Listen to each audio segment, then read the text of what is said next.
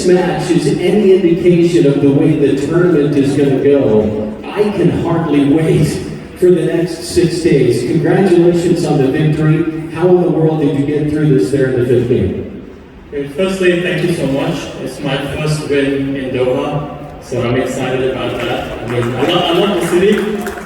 It's an amazing city. I've been coming here since I was like 10 or 12 years old when they had the junior events. And unfortunately in the PSA, I was yet to get a win. So I think the glass court is lucky for me because my previous matches have been on those courts. And it's not gone down too well. So I'm excited to be here. I want to thank everyone for putting together this event. It's always a fun moment to be at. Coming back to your question about the match, I don't know actually.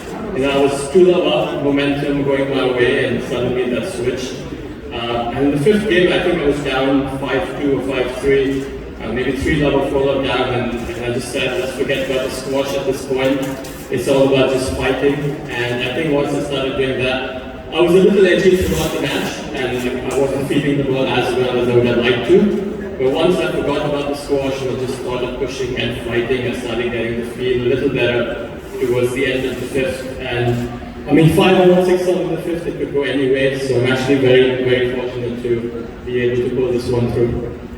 Speaking of that fighting spirit, what I find remarkable is you had this run of bad luck from March of 2019 all the way to February of 2020, where you didn't earn a victory. Now, just last month, you reached your first platinum round of 16 at the Egyptian Open, and you come into Qatar with a career-high ranking. What's made the difference for you? I think it's more of the mindset. I think sport, like most other things in life, is very mental.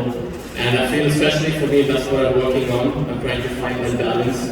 There's some phases, I go through some months where I'm just not feeling up for it mentally, and then there's some months I'm feeling great mentally. So obviously I have to give credit to my team. Like we're working on it. Like I started the PSA a little late. I went to college, worked for a few years before jumping into the PSA. So I'm still trying to find that balance where I feel great every time I step on the court. So yeah, that's work in progress. Hopefully I'll have more stable patches in the future.